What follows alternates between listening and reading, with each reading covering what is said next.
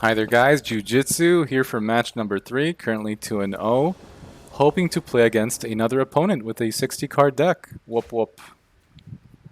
Um, wow, this is slow. Our opponent goes first, but damn it's slow. Okay, opponent does not have 60 cards in his deck. Um, feels like a mole, right? Now I guess we have cycling, and we have removal.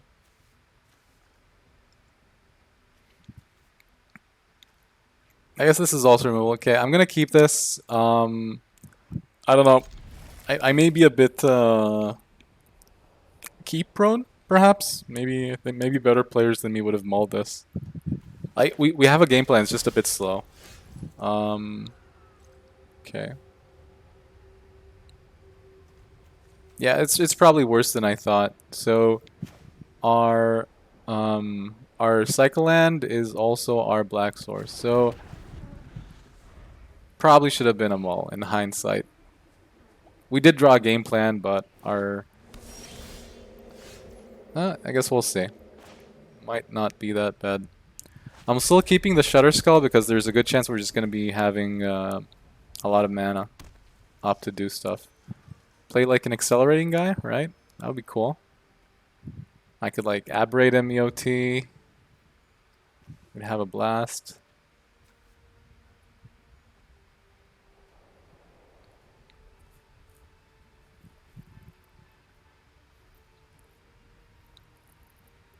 I'm actually fond of like Guild Mage's thing. Ooh, so that's pretty low value, right? Wait, he had three lands though. He went for okay, one top. Think Kazul's I will play, however. Don't see myself sacking anything too soon. And next turn we'll just go Sulphur Falls into Bolas. And we'll see where that takes us. Just by the colors, I'm fairly certain opponent has quite a bit of removal as well. I do not see Bolas surviving EOT, but we have to play some cards at some point, right? So at the very least, this will have gained us some card advantage. If he has any, 3 damage items, then clearly that's not going to be sufficient, and he might have to main phase removal, but I do not see us untapping with the Bolas. I will be surprised. It's pretty cool if that will happen. It means we get to swing for potentially 10 next turn. Not necessarily the best investment of our mana, right? Because we can also play Valky. Yeah. Ooh, double. We're playing against a deck that has double vision. No respect for double vision. No respect whatsoever. Only good to discard when the opponent casts Nicol Bolas the Ravager. It's like the best usage. I'm sure people will lose to this card in different points, but I don't know. Seems so slow, right? Doesn't do what a 5 CC card wants you to do, in my opinion.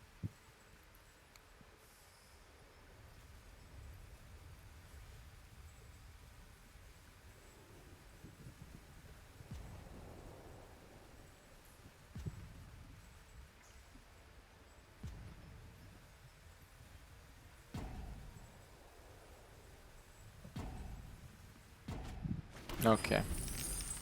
Wow, so he threw all spells, right? Counter target spell. Is he stuck on no blue? He is. That's good value. That's pretty good value. Sure. Oh, and they fight as well. Okay, so. Maybe I should have kept the dude. Wow,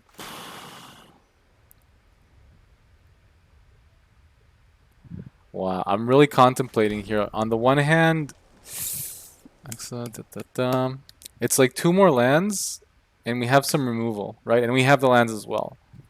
So it almost feels like I should wait with this. It's not the game plan is to like beat face with our cards, but opponent is having a bad time because he needs the blue mana. Although he is playing 4 color at the very least. Okay, he got the island. Okay, and the fixing.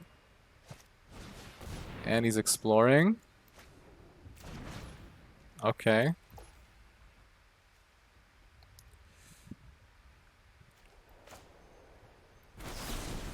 Okay, so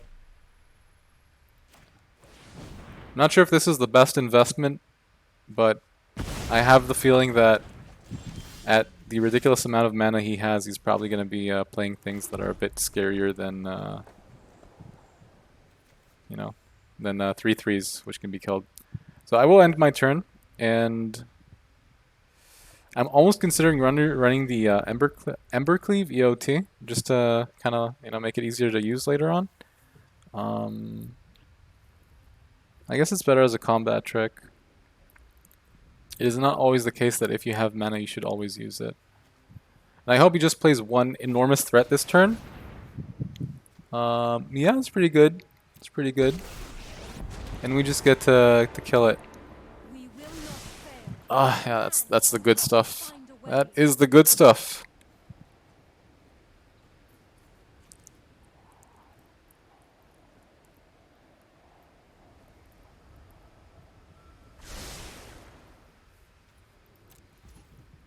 And if we draw another land, there we go. So we're just going to play him as is, and he will nom a Planeswalker.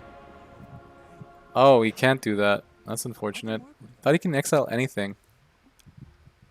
T-Bolt. You upset me. You upset me.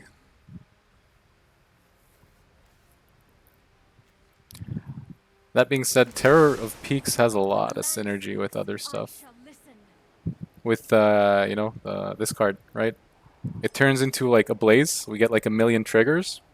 So that's really exciting. Also, this card is very good with Embercleave. So I feel like if we get the Terror of Peaks out, then we're going to be doing some interesting stuff. I think it's just going to be like a win on the following turn. So... Okay. Start by exiling, because we have nothing better to do. So exile, exile.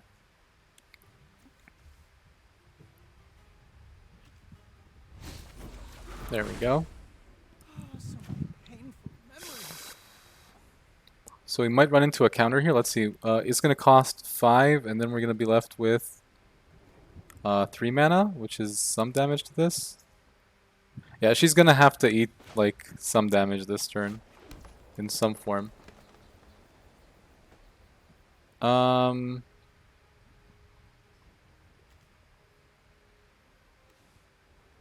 Yeah, I don't think she can survive. So I'm going to start with... I don't know if they have any flashers. There's the Shark, which is a flasher.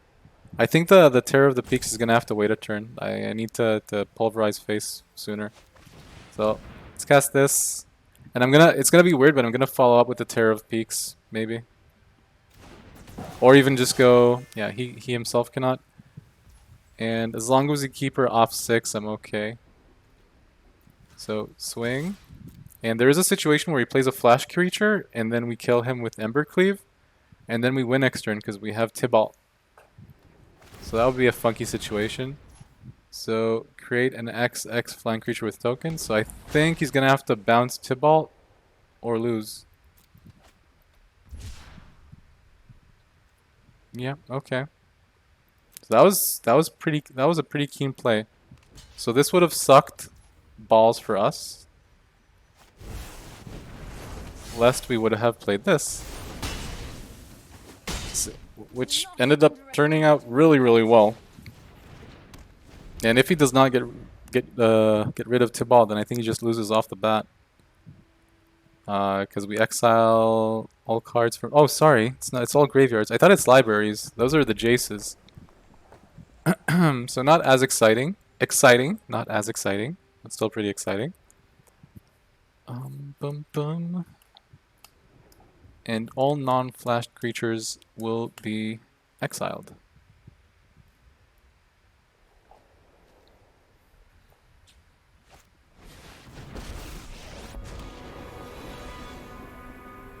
just need to keep a cool head and I'll be fine. That makes a lot of sense.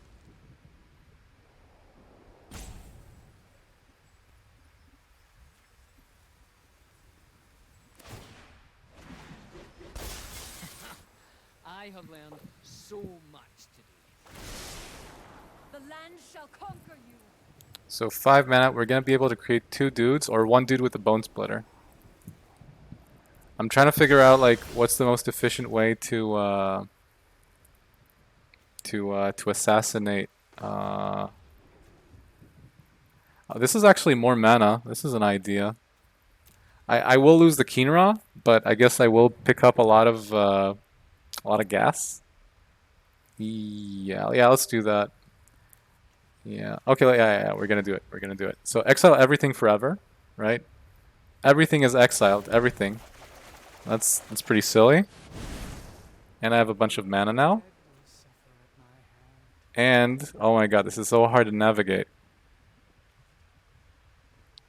Were there no lands? Oh my god. Wouldn't I be a hypocrite if I end up doing double vision? So, okay, I'm gonna cast this. I'm gonna pay the 3. Pay 3 life.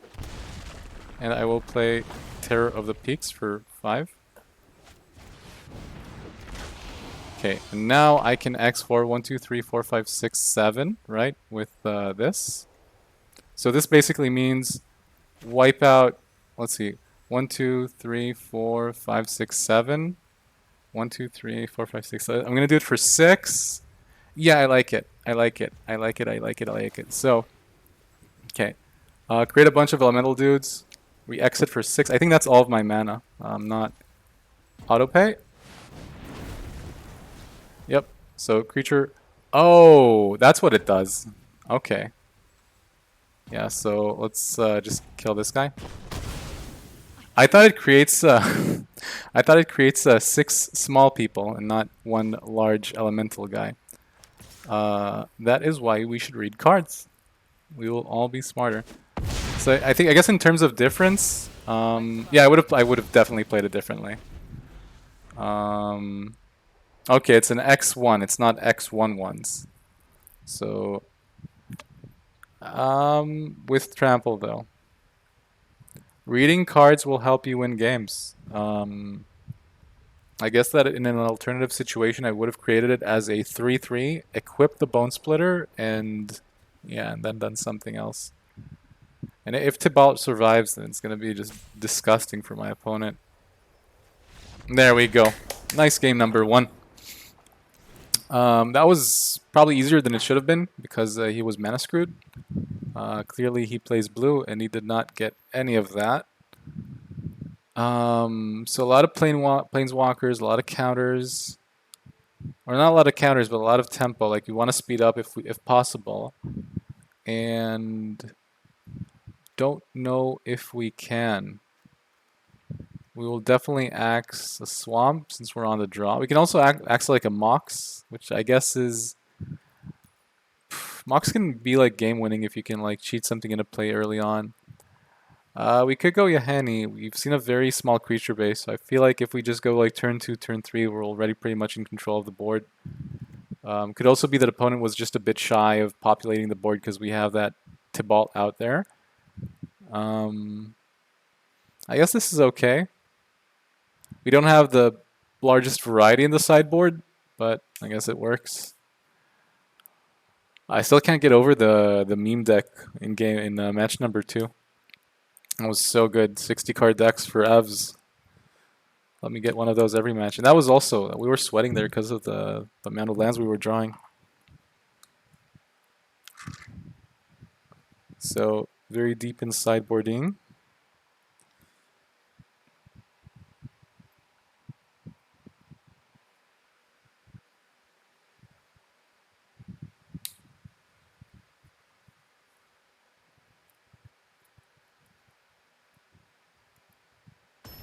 There we go.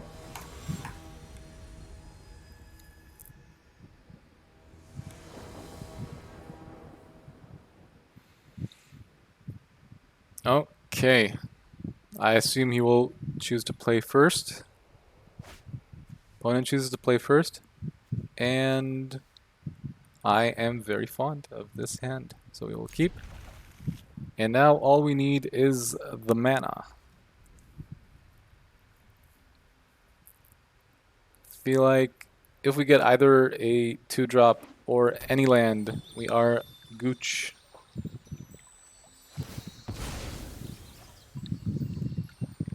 There used to be a card in Odyssey called Stifle, and there was a Type 2 format or standard format where you had fetch lands.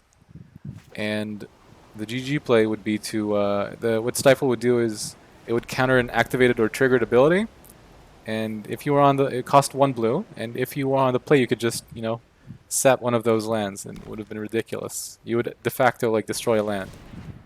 Yeah, that's a very scary start from our opponent. The reason I'm bringing it up is why would you Fabled Passage main phase? Unless you don't mind sharing the information. I guess it's not of great importance.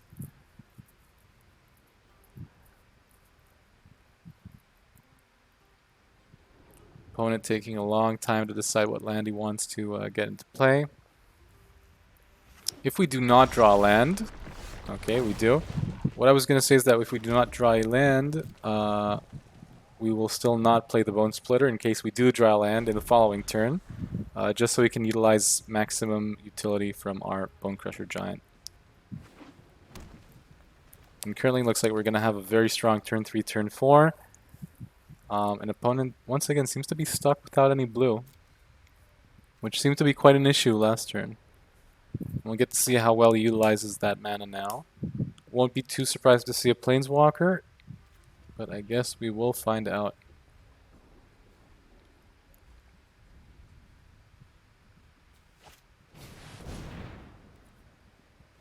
So he's going for the aggro plan. And this is kind of a toughie. I feel like we have a lot of value in hitting his artifacts. If he has a pump spell, I'll be very sad. No, thankfully that's not the case. And we draw even another land. And I will actually just go ahead and play the cat here. I'm still hoping to get some additional value from the Bone Crusher. It is 1 damage less, but I'm quite happy playing a lifelinker as well. And we're just going to go ahead and play Nicole Bolas, unless he does something exciting, in which case we might go Bone Splitter, Equip plus Bone Crusher Giant, something of the likes. And that is exactly what's going to happen. Funky. So I think we're going to get both a trade here. Yeah, so this is just what we wanted to happen. So we're going to get both. We're going to be trading our cat for a dragon, I believe, in the assumption that wait, let's just make sure we pay this right. Under the assumption, I guess, that he's going to be keeping his Planeswalker.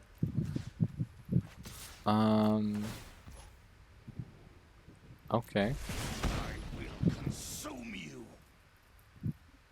Pretty sure he's going to block. I'd be surprised if he doesn't. There we go. So we get to trade and gain 5 life. And now we kill the Sarkhan. So good call on keeping the Bone Crusher. And next turn, probably going to go Bolas. The opponent is down to 3 cards. So if he casts 2 mediocre cards, we're ever more happy. And yeah, I think we just go Bolas. Bolas equip.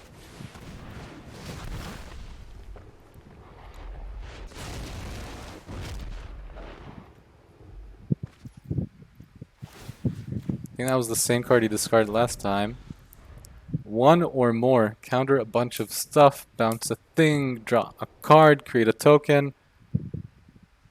I think the card that I would fear most is him duplicating Bolas. But for that he would need double blue if I'm not mistaken. If he would have that, that would be very, very painful. It would wipe out our deck. What does this do? The opponent have you draw 3 cards. If that player doesn't, you mill 3 cards. Okay. Have opponent targeting you, draw 3 cards. Decline.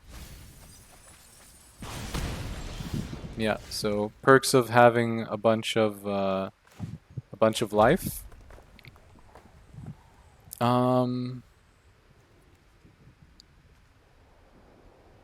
So, oh, actually, yeah, we do have a good play here. This is so we can kill an artifact. That may have been a mistake to do that.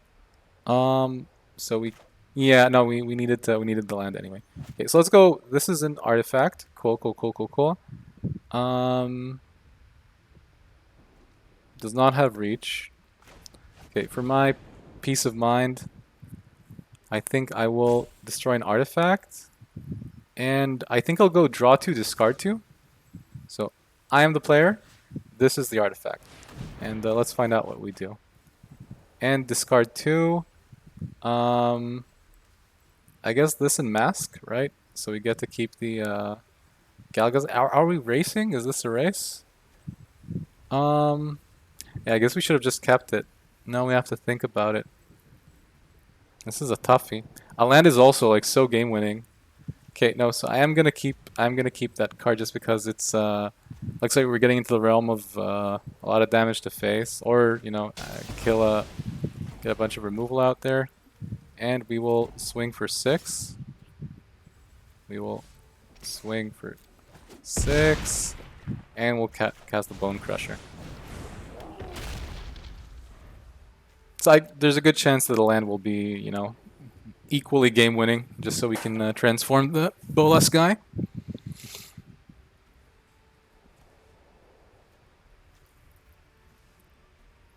So I guess there are cards where double vision will give you the value you need to win the game, but it's just so slow. I mean, the amount of pressure he has on double vision now to win him the game is crazy, whereas a bunch of other like cards that cost 5 may not have the amount of I don't know, won't be as shiny and blingy, but they will have immediate game impact, or they'll put a threat, or it's a blocker, it's a way to trade. The amount of pressure he has on himself to now create, you know, ridiculous value is so high. And now we have to think. So we did not draw the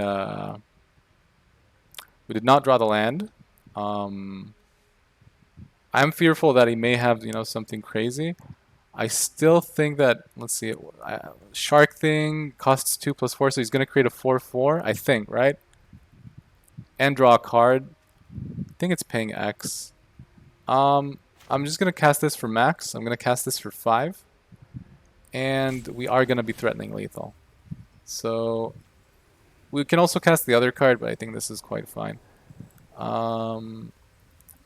Yeah, let's go for 5.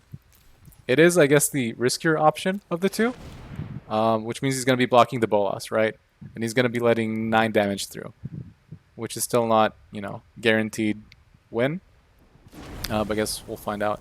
My assumption is that he has the Sharknado whatever card.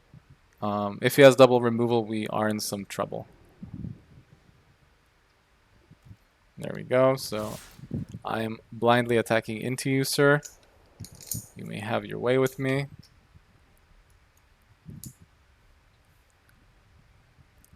think that even something like a double Electrolyze would be pretty tough here. Okay, so yeah, that's a double removal de facto, and he can cost whatever card he has in his hand. So that's a lot of damage. Still have a game plan, and our Woe Strider will still be useful, but it's all she wrote. Opponent's on 6, and we're moving on.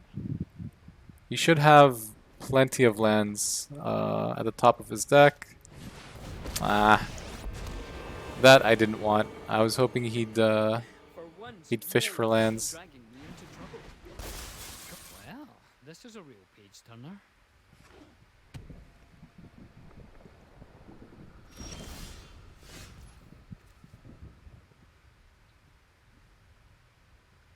Okay, so opponent has not lost life this turn, so we will not cast this for the spectacle cost. The good old response terramorphic expanse. And clearly it will equip.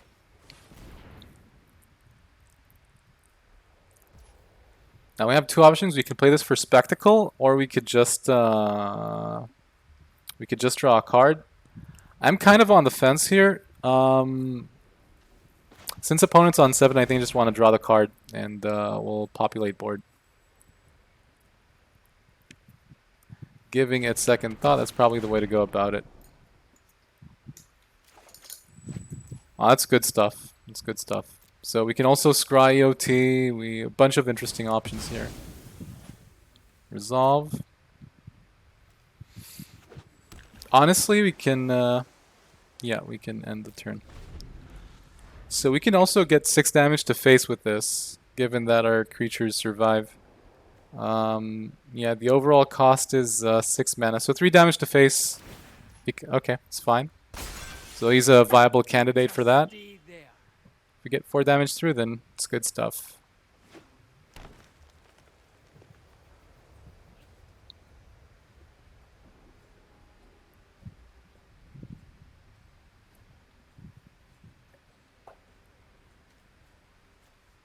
Betcha the goat's like laughing at his power now. Has this big ass axe attached to his head. Woe Strider's in 0-2. Tough stuff.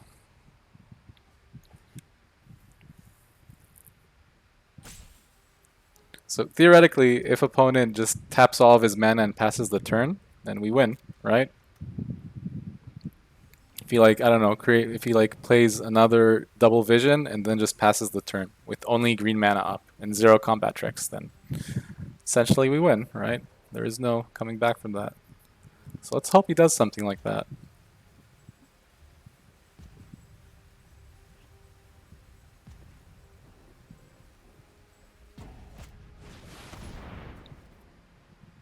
Okay, whenever you cast a non-creature spell, create an XX shard creature token where X is that spell's.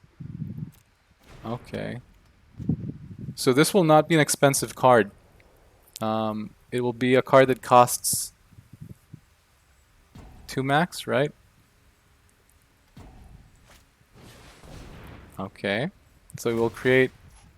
Yeah. So let's start by sacking. Let's sack this.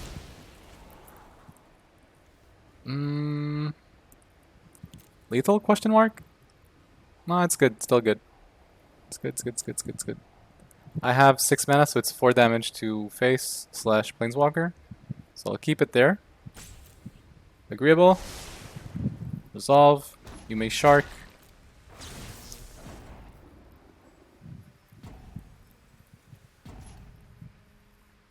Okay, and I will sack this as well. I will keep this.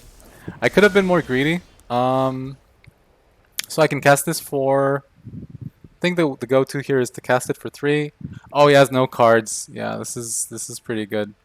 So I cast this for 3. I target the shark. It's gonna leave me 1 mana, and then I just kill his planeswalker and he doesn't get to draw a card. So it's ooh, if I would have cast this as a land, I'd be pretty sad.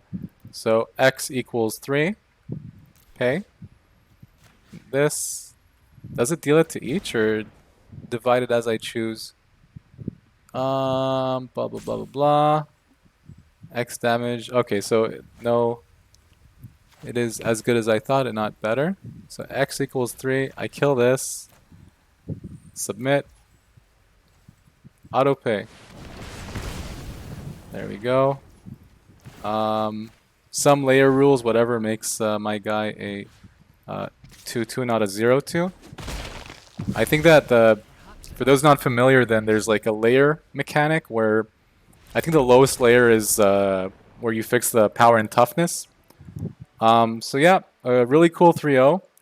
I think last opponent had a really interesting deck, but we were a bit too fast for him. And clearly, like, he played more enchantments that augmented spell casting than actual casting of spells. And that's what won us the game. So nice little tournament there, and I will catch you guys next time. GG, Jiu-Jitsu.